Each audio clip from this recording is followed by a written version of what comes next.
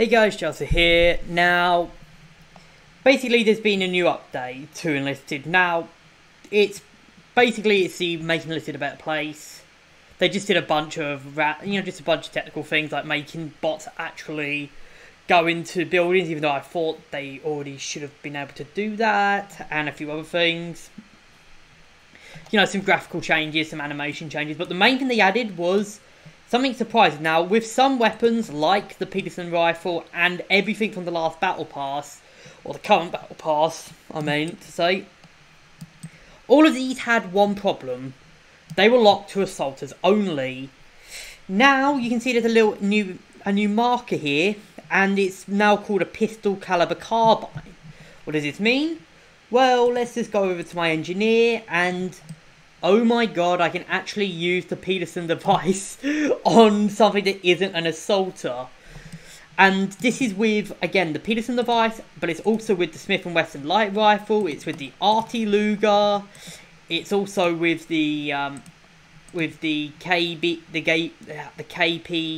whatever the hell this is, I can't say it, and also it's with the Beretta in Tunisia. So I'm going to be this is what the video is going to be about. I'm going to be ranking it basically I'm just going to be talking about these 5 and just ranking them based on how are they going to be, how metal I think they're going to be. So I'm going to start with the Pedersen Device, and basically its problem was that until you got the stem, this thing was when you got the stem, this thing became pointless. Now it's a little bit more usable, but I think the problem is that it's meh. It's still gonna be a meh weapon. Like, if you get this early, fair enough. It's gonna be very useful, but the problem is, it's better than the carbine. It's better than the M1 carbine, but it's gonna be up against the Garand, and the Garand just slaps. It just slaps, I reckon, and it's got the advantage of shitloads of more ammo over the Garand.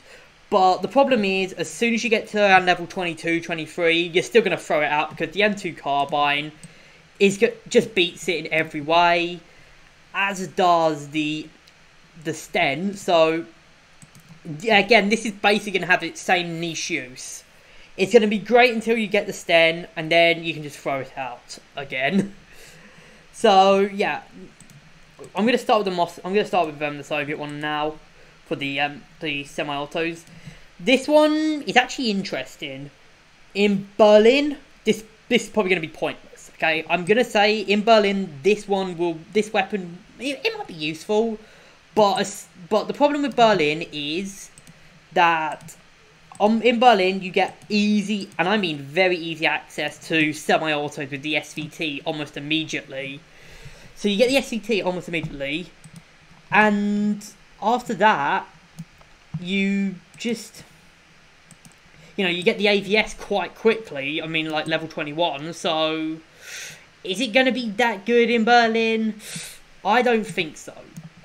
I think it's going to be basically the same as it was in Berlin. Now, in Stalingrad, it's going to be kind of a bit meh again, like it is in Berlin, because, well, in Stalingrad, you just blitz for everything, and let's face it, who plays Stalingrad? But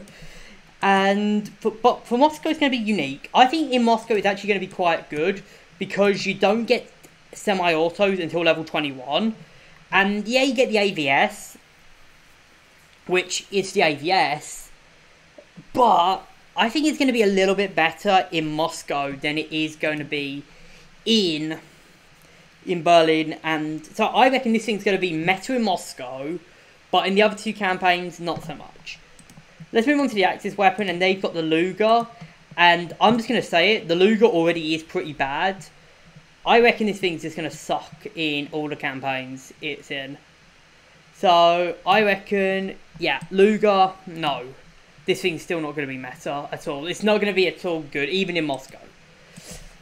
We'll go on to the Smith & Wesson light rifle now. Now, this thing is actually quite cool, interesting again.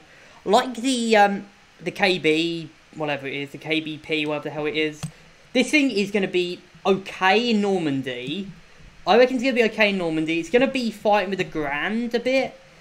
But I reckon it will have the niche that the carbine has. But the main thing it's going to be good at is it's going to be good in Tunisia.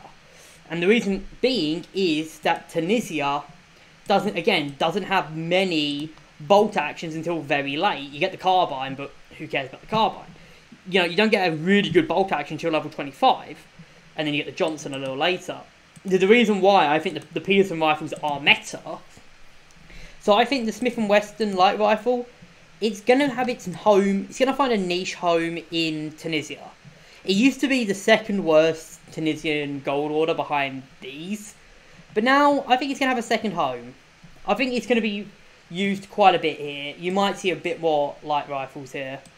As for the Axis Beretta, this one's going to be interesting. The Beretta already was a pretty good this was already the best one, but now it's probably going to be another meta weapon. This weapon already was really good. Okay, it already was really good, and it held its own. But now I reckon this weapon will be. I reckon when we talk about gold orders into this, you're going to go VMP and then you're going to go for this Beretta. So I reckon we're going to see a lot more VMP. We're going to see a lot more of these Berettas now. I mean, even if you know they're not going to be replacing the MP28, but they're definitely going to be replacing these because, again, you don't get a good semi-auto until level 31 again. So this thing's going to be very, very good. The only problem is you're not going to be using it as often. So the Allies do still have their advantage of they have 2 Peterson rifles. So if you have a good, an output, they can have 2 Peterson rifles and 2 S&W light rifles really early on, so they can get some decent semi-auto advantage. But even then, the Allies still get the number 4 rifle, which is fucking great. So yeah, you win some, you lose some. Anyways, that's going to be the end of this video here. I hope you guys have enjoyed. Leave your thoughts in the comments what you guys think of this. Do you think this is going to be a huge game changer? I think it's going to be a game changer for Tunisia, both sides, and Moscow Allies. I think Moscow Allies are going to be even more powerful than they already were. And I think that for Normandy, Berlin, and Stalingrad, it's going to be, and for Axis, for the Axis in Moscow, it's going to be completely unchanged. Anyways, I hope you guys have enjoyed. Leave your thoughts in the comments, and I'll see you guys in the next video.